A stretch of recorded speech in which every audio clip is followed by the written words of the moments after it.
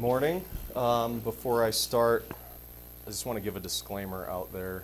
I've been in the infantry most of my life, so if anyone's offended by swearing or the graphic nature of certain things, this probably isn't for you. I am not a professional public speaker by any means, so I apologize if any of that would offend you guys. And also, I see a lot of veterans out here, so I want to thank you guys, first and foremost, for even giving me a chance to be able to serve for what you guys did. So thank you guys for that. A little bit about me. I was born and raised in Colorado Springs, born at Fort Carson Hospital. Somehow managed to survive that. That was probably the most dangerous part of my life. As you guys know, Army doctors from back in the day, it's a rumor. So born and raised in Colorado Springs. Grew up there, went to high school there. I currently technically not in Broomfield. I'm like a block away. I live in Westminster per se, but so far so good. Don't hold that against me. Currently in the Army Reserves with the 84th Training Division, and that's pretty much that. To get off started, when I was in high school, I guess you could say, I knew I wasn't cut out for college just yet. I probably spent a little bit too much time screwing around. And so I was trying to figure out what I wanted to do with my life. And so I somehow meandered into a recruiter's office. Originally I thought I wanted to join the Air Force and do security forces. But the Air Force guy was at lunch at like 10 in the morning. So the Army guy you see him poked his head out and he's like, "Hey, what are you doing?" And I was like, "No, I was seeing about joining the military." I was like, "It's okay, I got you." Okay. We all know how that goes. So I stopped in. He's like, "So what do you want to do?" I was like, I don't know. I kind of thought maybe I want to be a cop in the future or something, so maybe an MP. And so he said, "Well, what do you like to do with your free time?" "Well, I like to play paintball. I love to go camping and stuff like that." And he's like, "You like to go camping? You like to play paintball? I got you one better. Infantry. Join the infantry. You camp all you want, all the time. And not only do you get to camp, you do better than paintball. You play miles gear. It's with lasers." Little did I realize that you wear this giant box on your head that takes these huge batteries, and I don't really like camping anymore, but but there is that. So I was active duty down there at Fort Carson, so you join the Army to see the world, and ended up at Fort Carson, Colorado. But whatever, I got to see a lot of Pinyon Canyon. And so I was active duty with the 4th Infantry Division from 1998 to 2001. Got out in, I think, around June, so before all the 9/11 stuff happened. And so I was in college after that all happened, and I was kind of expecting a call back, because I remember when it happened, driving by Fort Carson, and I just saw the line to get in on post. It was stretched all the way down the street out onto the highway. And I thought, surely they'll be calling us back. And nothing ever came of it. And then 2003 came around with the invasion of Iraq. And had a lot of friends that were still in, and they were on their first, second, third deployment. Still nothing. And around 2005, I got a letter in the mail saying you've been involuntarily assigned to a reserve unit. What I didn't realize is if you don't really answer that letter, it's kind of like a recruiting thing. If you don't answer that letter, nothing really happens. But if you go there, show up and take drill pay, you're back in. And at the time I was a college student, so I was like, oh, $200 will do me good. I'm sure I could spend it on beer or whatever college kids buy with their money. And so I showed up, and I'd been in the reserve since 2005. And we roll around to 2007. And like I said, I had a lot of friends that were on multiple deployments. And my grandfather was in World War II. He was on B-17 crew, and my dad was in the Army in the Chemical Corps. And so I kind of felt like, I owed this country quite a bit, because my mom came over here as an immigrant to this country from Thailand, and using all the benefits, like despite what everyone complains about, she came over here as an immigrant, didn't know the culture, didn't know society or the language at the time, and using grants and scholarships and student loans, all that stuff, she was able to put herself through college while raising me as a single mother at the time. And now she's a pretty successful dental hygienist, and doing quite well in the world. So, despite what everyone says, I know the opportunities are out there. and it's still, you know, the American dream is possible. So I just want to throw that out there. So around 2007, I was in a reserve unit down at Fort Carson again, the 5025th Garrison Support Unit. Don't really know what we did there, but we had a supply sergeant that was slated. He'd come up on orders for Iraq at the time, because as you guys know, that's about when the push was going on and the troop surge. And he had something going on to where he didn't want to go, and so I volunteered to take his place. Because like I said, you know, I felt like I owed this country a little something, so I volunteered to take his place, and they actually cut me orders for Iraq. And so I went down to Fort Benning, Georgia, where they have, I went over as an individual augmentee at the time. And down in Fort Benning, Georgia, that's where we go through, and that's where we'll meet up and get trained up, get our new gear and everything. At the time, my orders changed from Iraq to Afghanistan, and I thought to myself, well, is anything even going on there? Because it wasn't in the news, because Iraq was always in the news with the IEDs and everything and the troop surge. So Afghanistan, no one really knew or cared what was going on there. And I was like, and I was the same way, naive at the time. That was mistake number one. I was like, well, why would they send me there? Nothing's even happening there. Wrong, wrong, wrong. So they sent me over, and I was originally assigned to a medical unit because they didn't really know what to do with me. I hit the ground. I was talking to these guys. They didn't know what to do with me, and they started making phone calls. And the sergeant major from the 82nd Airborne Division was there, and he came and picked me up, and he said, and one of my other buddies that was there, he was also an infantryman, individual augmentee. He came and picked me up and said, well, you're in my Bravo company now, and we sure could use you. So they took me over to the company, and as I was in processing, I noticed it always stuck out in my mind was a Mark 19, which is a grenade launcher, like a fully automatic grenade launcher. You just hold down the trigger and it just launches grenades. And it was just sitting there waiting to be repaired because a bullet had hit the barrel and kind of dinged it in. And that was the first time I saw an actual battle damaged like weapon, because I thought, you know, nothing was happening there. And that was kind of like my little wake-up call that, oh wow, stuff's going to get real here. Originally we were out at Bagram Airfield, which is huge. There's a giant clamshell building where, no offense to the Air Force, you guys know how to live, and I almost regret not being able to get into security forces because of that. But you know, Bagram Airfield, the Air Force does it right. There's a giant clamshell where you could take yoga classes and do movie night, and there's a green beans coffee and a Burger King and all that. And I think I got to see that for about a month. And then it was out to FOB Morales-Fraser, Forward Operating Base, Morales-Fraser. And when we got there, that was the big wake-up call. You're all right. So I got out there, and it's kind of like what you see on, I guess, the documentaries. The HESCO barriers filled with sand, sandbags everywhere, the watchtower, pretty much austere conditions. We were out there with an Afghan army and police unit, and we didn't actually have no plumbing, or like we had a shower connex that didn't work.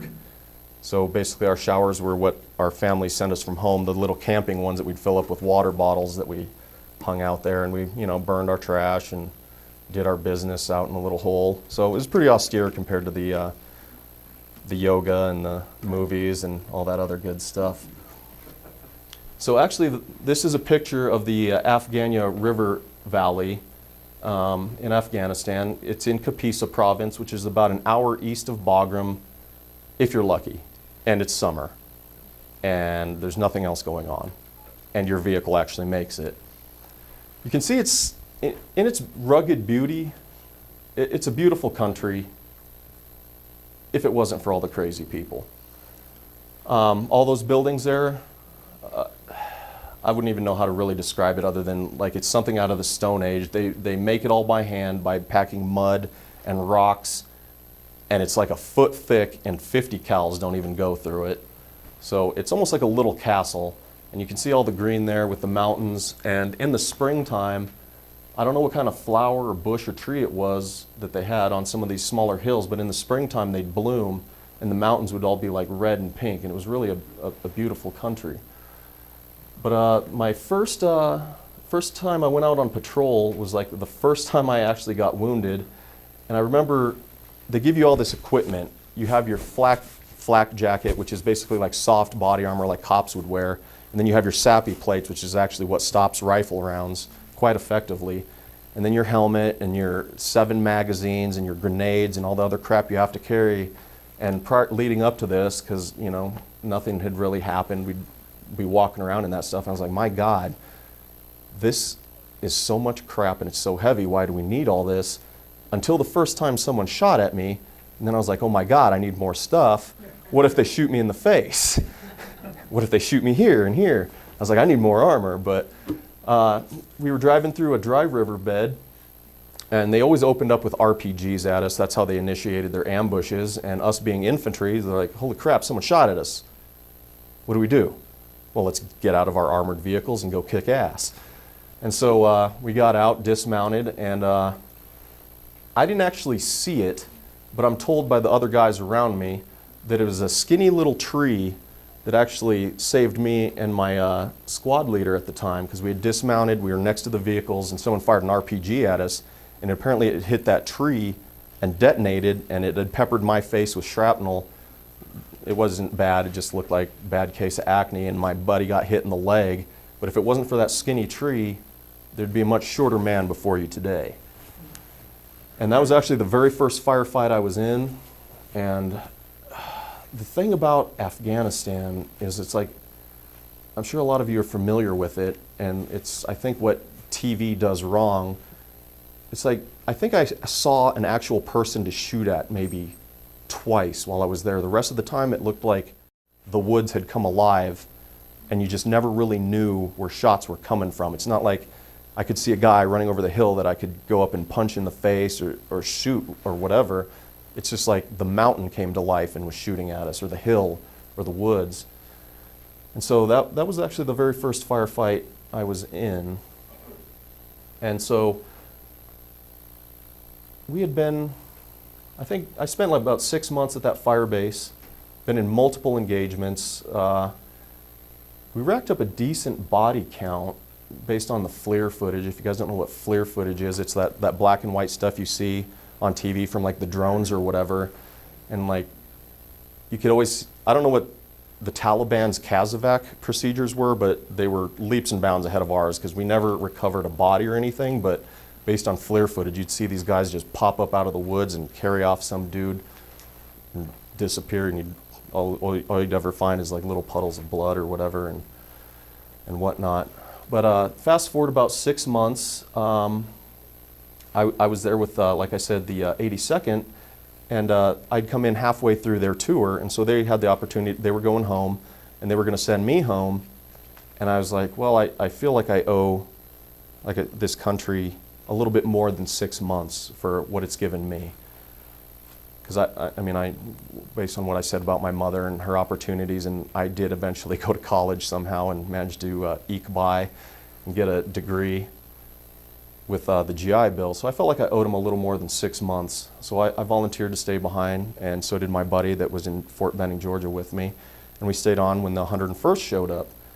And so we stayed behind and welcomed the new unit that showed up, and we were back out at FOB Morales Fraser. What's the next slide? I don't even remember. Okay, cool.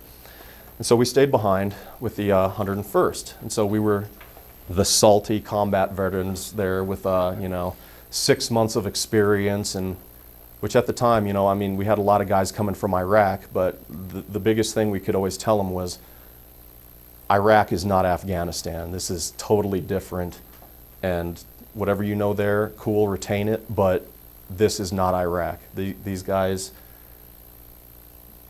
got it going on. And probably one of the most embarrassing things I'll say, and I'll throw this out there just to side note, it's a very hilly country, as you can see. We'd gone and visited this village, and then we were walking back up this damn hill, which is all that's there, and this lady, or this woman and her husband were hiking back up the hill also to get to the road, and this lady was in high heels and her burqa, and she smoked me. She beat me up there by at least 45 minutes. And I was like, Jesus Christ, how the hell did this just happen? In high heel shoes, and she's dressed like a beekeeper, and she beat me by 45 minutes, and she wasn't even winded. And by the time I got to the top of the hill, I thought I was going to die. But anyways, I digress. So before I get into the firefight that got me the Silver Star, I just wanted to point out a little something about their houses. Like I said, you take a look at these and you see the walls. This is their roof, and then they have another wall that goes up about 5 feet. And like I said, it's all packed mud, and by the time it's done being built, it's like concrete. It really is. And that's actually all little cow pies. Like when cows and whatever go take a dump, the women out there go make little patties out of it, and they burn that into the winter to, fuel their fires and keep warm or whatever. And yeah, you can look at it, and it's like a little fortress. So anyways, going on to this part, we were supposed to go into this valley, and we had never really been there before, but we felt like, we're going to go in here and show that we show up wherever we want, and the Taliban doesn't own shit, and we go where we want when we want. We were supposed to meet some Afghan police officers that knew the area, and they were supposed to escort us through, but they didn't show up, which is usually a red flag, because oddly enough, the people in these areas, the army, the Taliban, whatever Hekmatyar Gulbuddin's insurgents, the police, they all know each other. They talk to each other sometimes on the radio. Just like, I don't know if you guys have seen, what's that, 13 Strong? That new movie that just came out? The Horse Soldiers, where the Afghan general's about to go attack the Taliban, and he's like, hey, and he just calls the guy up on the radio. Yeah, that happens. They all know each other, and they'll talk to each other sometimes before they go and start kicking ass. And so I thought that was a little weird. We all thought it was a little weird that the Afghan police that were supposed to escort us didn't show up. So we hit up a police checkpoint, and we asked some guys that would come along. And this old guy that was stationed at this sad little checkpoint that consisted of like a couple HESCO barriers piled high and a machine gun, him and this other guy agreed to come with us. And so we grabbed them up, and we started towards this village. And we crossed this bridge. It was, I swear to God, it was made out of sticks and twigs. And I don't think, I was thoroughly convinced that was where I was going to die, is walking over that thing. It was going to snap in half, and I was going to fall, and you're never going to see me again. But somehow it managed to support my much skinnier weight at the time, plus all the equipment. And we all got across that bridge, and we hit this village, and it was just an eerie feeling, because normally the kids come out, and they want to mess with you and beg for money or food, and they always wanted pens. I don't know why. They always wanted to get our pens, but there were no kids there, and all the adults at the time were just giving you the evil eye, that 1,000-yard stare that looked like, we want to fuck you up, and we want you to know it. And so I was convinced we were going to get hit in that village. But we didn't. We made it out, and nothing happened there, so I kind of relaxed a little bit. We started heading out. What's the next one? Next one? Okay. So we started heading out past the village and into these fields. It's all like, I don't know, wheat, whatever they grow.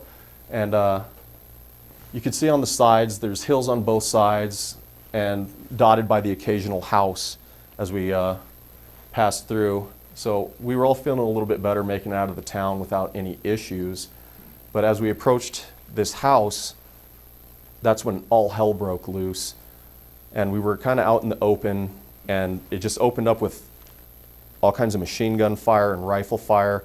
And what I saw was like one Afghan policeman got hit, and he hit the ground, and another one got hit, and just rounds were hitting everywhere.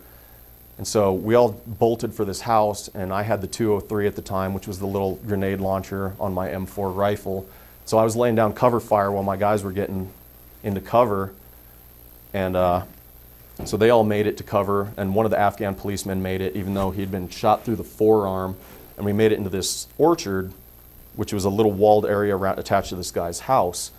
And so we weren't really sure where the fire was coming from. We know it was from one of the hills shooting at this guy's house. And so we basically knocked on the guy's door and politely requested that he open the door, because we wanted to make sure that area was clear as well. And he wasn't quite as receiving, and I wasn't really willing to hear it at the moment, so I threatened to blow down his door if he didn't open that damn thing. And so he opened it up, and we searched the house, and it was all good in the hood there. It was just, sadly enough, it was just like this old guy and his family, younger guy. We cleared the house.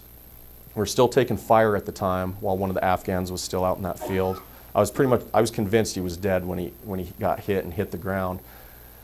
So I was looking around, we cleared the house, we got the wounded guy into the orchard, and so I decided, well, I'm going to go onto the roof of this guy's house and see if I can get a better angle on these guys and see if I can't return more effective fire.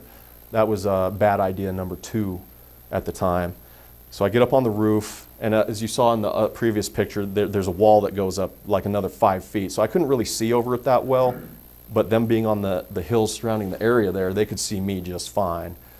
So what I do remember is all of a sudden, as I was about to get down off the roof from that rickety ladder made out of sticks and twigs, because everything's made out of sticks and twigs there, everything kind of exploded around me, and as I was watching one guy go down the ladder, and my buddy, with all his gear, jumped off that roof, and I was like, man, it was really weird. Despite all this stuff that was exploding around me from the rifle fire, I was like, he's going to break both his damn legs jumping off this roof. And that's when it felt like a rubber band hitting me, like something pulled back a rubber band and hit me on the hip. And I knew I was hit at that point, because I hit the roof. I laid down on the roof, and I reached back with my hand and felt where it had hit me, and I saw there was like blood on my glove. I was like, son of a bitch, the one guy out there that has a zeroed rifle managed to actually hit me, and it kind of pissed me off more than anything. So we got off that roof, and then we exited outside, still fighting and still laying down cover fire, and they managed to put like a little pressure dressing on it. And I remember we called for a CAS, which is close air support, and whatever problem there was with the fill on the radios, they couldn't talk to us. So we had Apaches and F-somethings, F-15, 16s, I don't know what the Air Force has over there. They were ready to just lay waste, but we couldn't talk to them, so they couldn't support us. So it was basically, we were out there by ourselves, all 8 of us, plus the 2 Afghan police with no help. We called for our QRF, but they got ambushed en route to us, so they weren't coming to help. So we were out there by ourselves. This whole firefight lasted, I want to say, about 6 hours total. And I always carried, all the good luck charms people gave you, family gave me, people at the airport gave me. I carried in like the little folded flag. I carried in my body armor. I also carried one round, because I'd seen all the videos of what they do to captured people, and I'd always promised myself, if it ever came down to it, these fucking dudes are not taking me alive, and I can guarantee that. I'm not going to be on some Al Jazeera video in an orange jumpsuit getting my head sawed off with like a dull butter knife. And I always carried that one round in a flap in my body armor, and over the course of 6 hours, I was like, holy shit, it might come down to it, because we were all down to like our last magazine. And I was like, man, I might actually have to use this fucking thing. But during that course is when I saw the Afghan police officer, the one I thought was dead, that had hit the ground outside. He was actually still trying to crawl in this tiny little, I don't even want to call it a culvert. It looked like some shit like that. He was like wedged in something like that near the house, crawling, and I was watching him try to crawl, and you'd see rounds kick up like next to his head, like that close. I was like, this is some fucked up shit. We got to get this guy. I'll be damned if I'm going to leave that dude out there that didn't even have to help us. He volunteered to come with us, wasn't even supposed to be there that day, but he came to help us out. And I'll be damned if I'm going to leave his ass out there for these dudes to sit there and just take pot shots at. So my buddy Seagraves and my saw gunner friend, I grabbed the saw gunner, which is a 5.56 belt-fed machine gun. I said, hey, you have your 200-round drum on my say, empty that drum in a Z pattern on that mountain and just cover our asses and hope we make it back.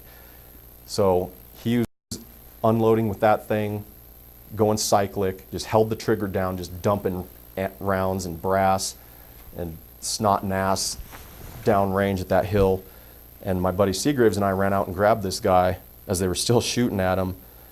And we dragged him back behind the house where there was cover behind those little fortresses. And we went to pick him up. And Seagraves had his arms, and I went to go pick up his legs. Apparently he had been hit in his thigh, which he'd been hit multiple places, but apparently he had shattered his femur, which I didn't know at the time. So when I went to pick him up, like one leg stayed normal, and the other one like folded in half the wrong way, at which point he became very vocal at his discomfort, which I can't say I blame the guy, man, because I was like seeing someone's leg fold back towards their face. I was like, holy shit. And I'm holding one leg here and one leg's like folded the other way. But we got him back inside and began to treat him. And at that point, they had brought as much help as they could, and we were still under attack, and we were down to our last magazines. And within that time period, they had called the rest, like the 101st QRF showed up, Green Beret, because we had Special Forces out there with like near us. They showed up. French Foreign Legion was out there. They showed up.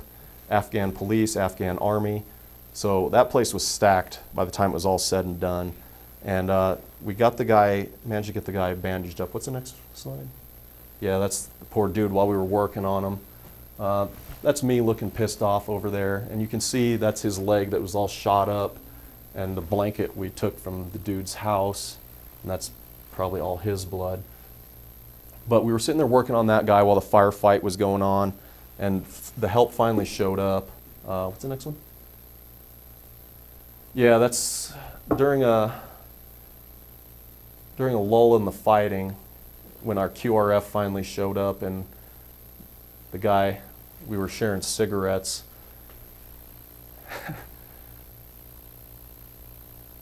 But you can see this is the orchard, the walls all the way around. So it was like a little fortress, and that's the guy, that's someone's AK lying there in the mud. And he's all bandaged up at that point. What's the next one? His AK with the blood all over it. Next one. And that was the Afghan police officer that took the round through the forearm. He was pretty much out of the fight from the beginning. And there's me again looking all pissed off, and our medic working on the guy, and one of our interpreters. Next one. Okay. So originally it was called up as a grazing wound to the buttocks, a Forrest Gump wound. I hadn't really seen it. I didn't look at it. I didn't know. So they called a medevac or a Kazovac for the Afghan police officer, and they flew him out of there. But since mine was a grazing wound to the buttocks, I had to walk my ass out. And the Humvees couldn't get to us. They tried, but they got stuck in those fields because like once you try to drive into them, it bogs down because it's all like mud. You can tell by the way it's irrigated. So after fighting for about 6 hours, we ran out of ammo and food or water. And then I had to hike all the way back to the road to where the Humvees were. And that's an SF medic patching me up. And you can see luckiest shot in history on my side, because somehow, maybe if I was a little skinnier, it wouldn't have hit me at all. But it hit me in the hip without hitting any bone whatsoever and exited out my lower back there, upper ass cheek, I guess, without managing to hit any bone or anything else. And it was just like the luckiest shot in history. And all that there, as you can see, is the bruising from the round passing through my body there, and the blood and whatnot. What's the next one? Same picture. Next one? Yeah, that's a better picture of the bruising when I finally got back. So I finally got back to our fire base at Morales Fraser, had the medics look at it, and they're like, well, this isn't a grazing wound. This passed through your body. You probably need to go see, the medics at the hospital at Bagram, which is the huge base. So after all that, after walking my ass back, they called me a Kazovac helicopter, and I flew back to Bagram.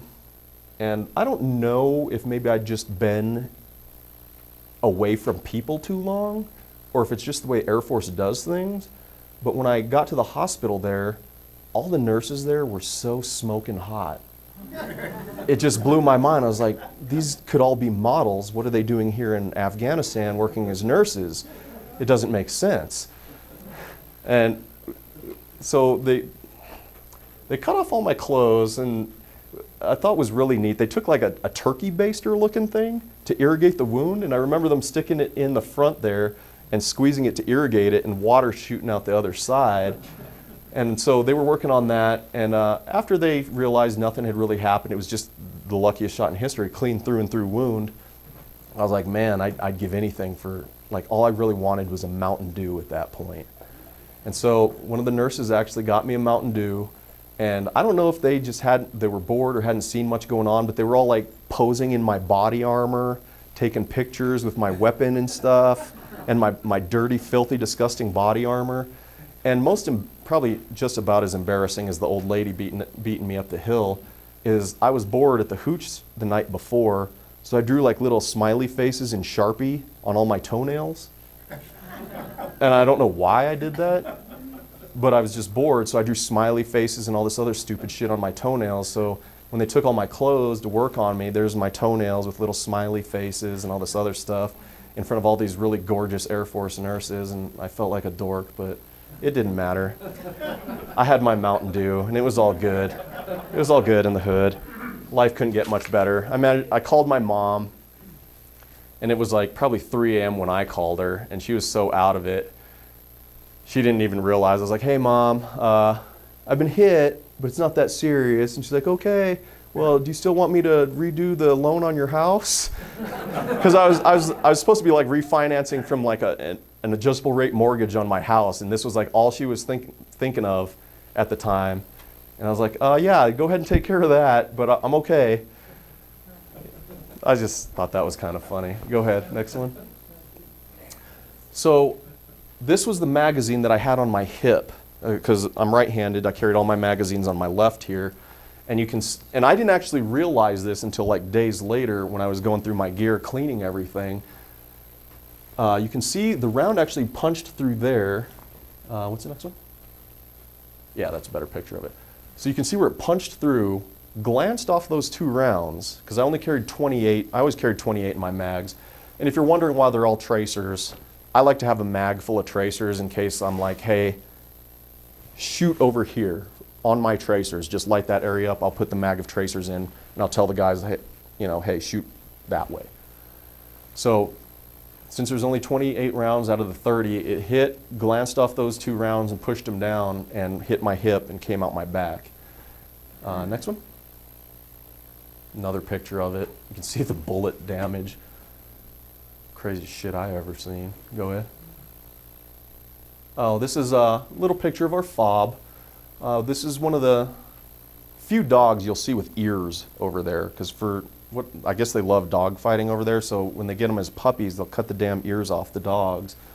And we had our little mascots. There's 2 other little dogs there that we took care of, and that damn thing liked to chew on everything. My fingers, our gear. He was cute as hell back when I had hair. Next one. Oh, those were our showers, man. Living it up. These are the HESCO barriers. Next one. That's a picture of one of our Humvees that got hit in an IED. The thing about Afghanistan, if you're lucky, you'll have a road, but it'll be the only road anywhere. So if you go a certain way, they know you're coming back the same damn way.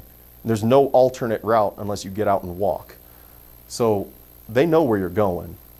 So needless to say, this was the damage to the Humvee. Everyone survived from that. If they had detonated it like a second later, it would have exploded in the crew compartment and they all would have been gone. We found the hood of that Humvee like 30 feet up in a tree somewhere, along with parts everywhere else. Next one. That's from the night. You can see all the oil and stuff, and the spots, that's all dust still in the air as we're trying to tow that thing out of there. Next one. Another picture of it. The hood, what's left of it. when we get damaged like that, we try to get all our pieces back because we don't want our shit showing up on their propaganda nonsense. But just, that's kind of a nice picture of the fob. You can see what it's all about. I mean, really, it's Hescos with rocks and dirt. Next one. A little picture of like a little village you can see. That is a nice, sanitary, FDA compliant butcher shop.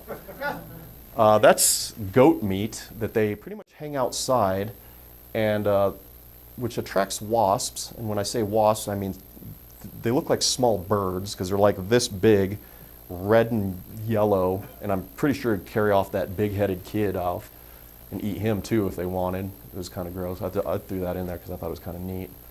Next one. That's the inside of a Humvee window after it took an RPG to it. So despite being up armored, you can see it punched all the way through. Luckily, like I said, we got shot at, so we dismounted and like, oh, well, let's go kick ass. So luckily we had dismounted when that thing got hit. Otherwise, that would have been a bad day. Next one. That's from the outside. It blew the window out, and that thing probably, I don't know how much it weighed, but it was heavy as hell. Go ahead. Next one. Yeah, so you're looking at it. It blew the window out, scorched everything. Next one. And that's it. So all in all, I spent about 11 months there. A lot of us were wounded. Lost about 3 guys. And the caveat, no one ever asked me this, but I want to throw it out there. It's like, if the combat was so intense, who's taking pictures? We did have public affairs people out there once we started getting, like, we were a pretty active area despite how small we were. And if you look up Kapisa Province on there, there's like a Al Jazeera thing where they're walking around with the Taliban in the area. And we have what we called provincial reconstruction teams out there. They basically did like humanitarian type stuff, drilled wells and whatnot. And there was, again, no hit against the Air Force. There was an Air Force captain that had decided to come with us that day for whatever reason, because he was bored or didn't have anything else to do with his time. But he came out with us, and he was the one taking pictures while all this fighting was going on. And I was close to swatting that shit out of his hands. But, you know, he's a captain and I'm just a Joe, but whatever. It made for cool pictures at the end, so I'm glad he did. But at the time, I was like, what the fuck is this guy doing? Like, fire your goddamn weapon. We're all about to die here, and you're snapping effing pictures.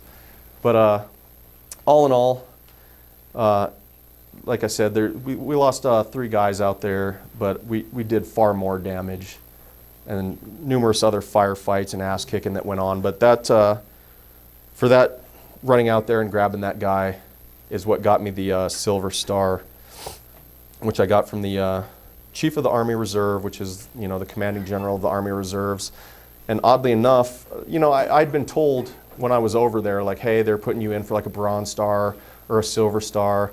And they're like, oh, it got downgraded to a Bronze. And I was like, I don't fucking care. I'm ready to go home. Because at the time, I had that air of invincibility being a young guy. I'd been in dozens of firefights and never got hit.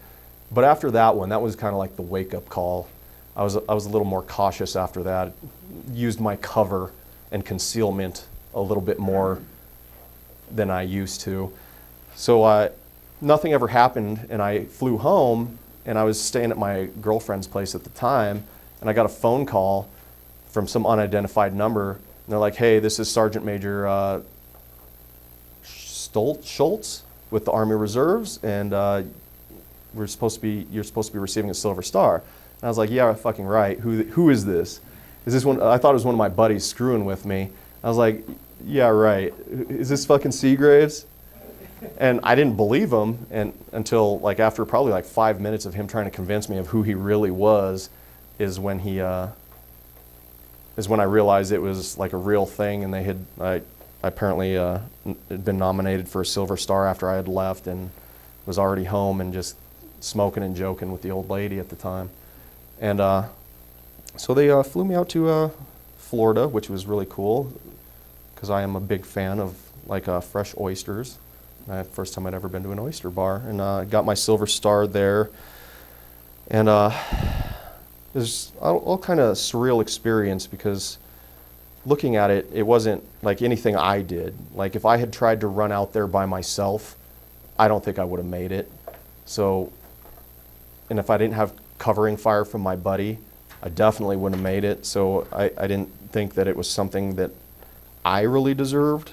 I almost thought it was something that all of us, if I could have broken that thing into a little piece and given everybody who was there that day a piece of that, I thought would have been appropriate. But for whatever reason, I guess they wrote it up, and so I got the Silver Star for that, and the rest is history.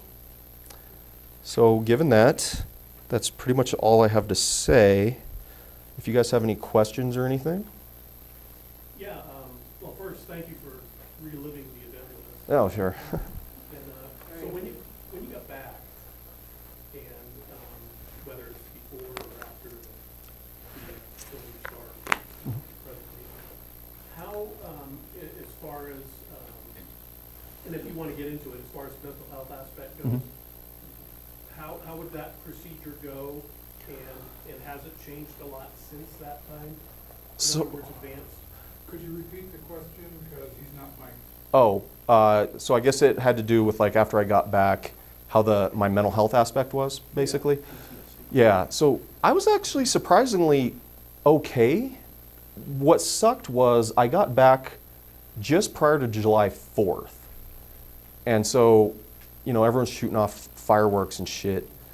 And I wasn't, like, I couldn't go outside. I had to stay inside. And, you know, I wasn't one of those dudes that put up, like, the sign in my yards, like, be courteous with fireworks or any of that shit. Because, I mean, you know, that, I don't know. Like, 4th of July has been around forever. I'm not going to ask people to stop celebrating the 4th of July because my feelings are hurt. But, so I just, you know, I stayed inside. I couldn't go outside. I definitely had that startle thing, like with loud noises. And the one thing that I remember quite vividly is I was driving around with the wife and kid one day, and this old pickup truck backfired while I was driving and had the window down, and I swerved so hard that I thought I was going to kill us all driving off the road.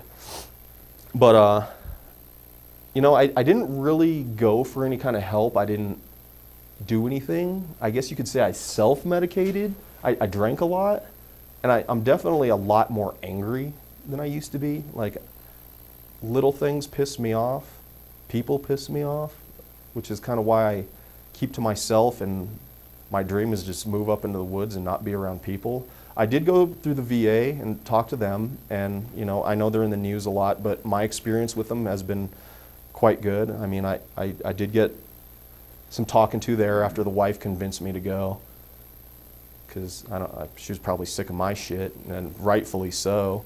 So I did go talk to the VA and got some pretty good help there, and I'm probably about as good as it's going to get. Like, I'm still fairly angry, but you know, I don't feel like hurting anybody or myself or anything. So, and I did use some nonprofits. Like, I used to love the outdoors, and when I got back, I kind of, like I said, I sat in the basement in my chones and just drank and probably played video games and didn't really react with people. But using, I think it was American Heroes in Action, I went hunting with them again, which I didn't think I'd ever do or go out into the woods ever again. But yeah, so going through those guys, I met up with other veterans and went out and did, you know, stuff that I used to enjoy. So I'm back in the game with it. Anybody else? Sir? On those fields you were walking through, did you have booby traps there at all that you had contend? You know, booby traps. He was asking if there was any booby traps. So as you guys know, the Russians were there before us, and the Russians don't give a shit. So they dropped mines everywhere. There weren't like booby traps as like I would say as like there was in Vietnam or anything. At the time I was there, IEDs were still fairly new. So we didn't have, other than what they did to our Humvee, like that was the first IED we had seen while we were there, but there are mines everywhere. Some of them work, some of them don't. I left them alone. Plus all the unexploded ordnance, like we had Marines out there at our fire base too that went out and collecting that shit. I don't know why or what they did with it, And I give the Marines credit. They must have had balls the size of coconuts, because they'd see some unexploded ordnance out there and they'd be like, oh, we should take that. And they'd just pick that shit up with their hands and put it in a pile with the rest of the stuff. And I was like, fuck that shit. That's all you. Because my reaction would be, I'll call EOD, sit there and stare at it for 8 hours when they say they'll be here in 1 hour, and then I'll call them again